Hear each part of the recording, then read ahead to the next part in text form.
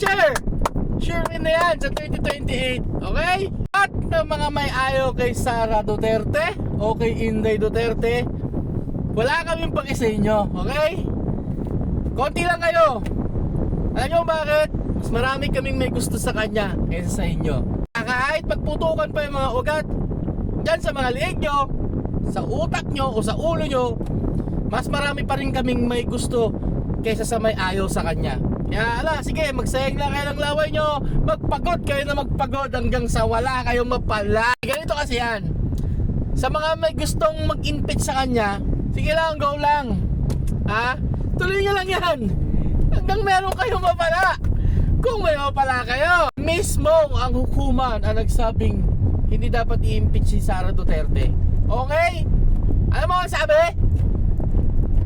Kung malakas talaga kayo, matapang talaga kayo, kung marunong kayong pumata sa buhay, lumabang kayo ng patas, hindi yung gagawa kayo ng kwento kasi ganito ganyan para ma-impeach si Inday. Diba? Hindi nyo ma-impeach yan, boy.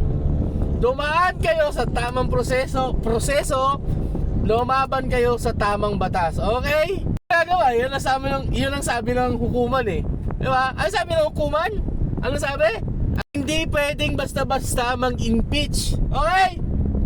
Dumaan tayo sa tamang batas.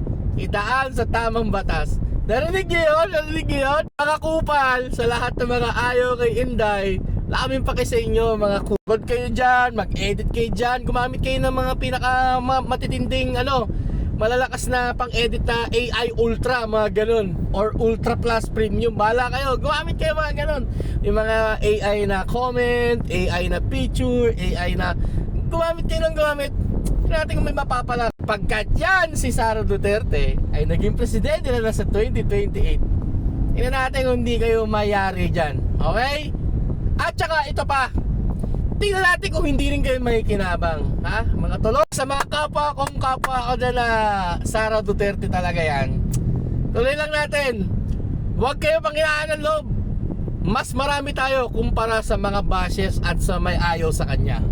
Bayaan nyo yung mga yan, yung mga may ayaw, yung mga basher ni Sara Duterte. Hayaan nyo lang yan sila. Kasi yung mga tao na yan, yung mga klase, hindi pala tao, yung mga na yan, mga taga-ibang dimension na yan, gusto nila dukha sila habang buhay. Gusto nila tanga-tangaan sila habang buhay. Gusto nila oto sila habang buhay. Gusto nila bobo sila habang buhay. Higit sa lahat, gusto nila habang buhay silang dukha. Alam mo yun? Mangmang, walang alam. Diba? Habang buhay na silang may tililing. Kasi ayaw nila sa gusto nila puro corruption.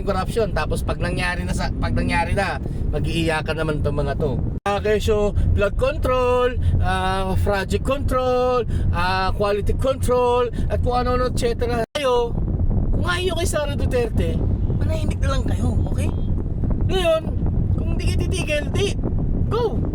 Habang buhay kayong mabubulok, kaaganyan nyo. Sa lahat po ng mga maka-Duterte dyan, i-follow nyo ako sa aking Facebook account. Ito, yan, nakalagay dyan sa TikTok. And then sa TikTok account, and then sa aking YouTube account, okay? Sama-sama natin tong ilalaban. Okay? Let's go! Hambang malayo pa. Sa mga dyan, yung mga nagsama-sama dyan at dilawan, mga red. Sige lang, magsama-sama kayo. Kasi kinakabahan kayo. Okay? Kinakabahan kayo maging presidente siya. Alam niyo kung bakit? Kasi lahat kayo nandyan sa gobyerno, lahat na sa House of the Residents, papalitan na kayo lahat. Wash out kayo lahat. Yun ang kinakatakot nyo. Kasi ultimo mga babing buhaya, napausbong pa lang dyan sa mga yan, na putang inang malakang yan kung saan man yan, putang ina ayaw nyong madamay. So, wala tayong magagawa. Pag naging presidente yan, ultimo mga itlog pa lang ng buhaya, wash out yan, boy. Kahit yung papisa pa lang, wash out yan, boy. Yung mga malalaking buhaya dyan, wash out yan, boy. Kaya, sige lang, push nyo lang. Kahit anong gawin nyo, lagi nyo tatandaan lagi nyo tatandaan mga tol, lahat ng kagaguhan natin sa mundo may hangganan.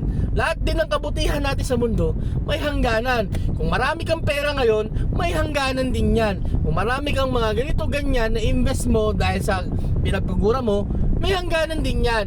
Kung lahat naman din yon galing din naman din sa nakaw, may hangganan din yan.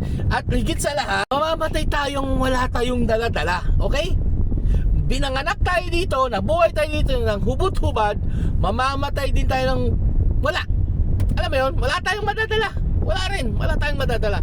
Kaya sa lahat ng corruption dyan, lahat, ay nako, huwag niyong isipin na habang buhay kayong mabubuhay. Huwag niyong isipin immortal kayo. Huwag niyong isipin habang buhay yung perang pinaghirapan nyo, madadala nyo pa rin habang buhay. Kahit sabihin nyo na, okay lang, basta mahalaga, settle na yung pamilya ko.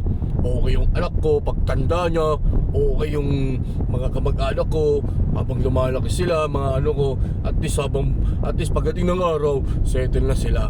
Bogok, hindi ganun yun. Ano pag sinabi ni Lord na, namatay siya, dahil kinuha kita anak, yung pinangakuha mo dun sa mga naiwan mo, kukunin ko na rin din sila.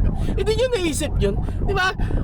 Yung main sense, di ba? Isipin mo, nilalaan mo yon para sa future kahit mamatay ka. Paano kung yung pinaglaanan mo namatay din agad, sumunod din sa'yo? Di ba? Mag-isip, di ba? Asan yung utak nyo? Ha? Mag-isip kayo.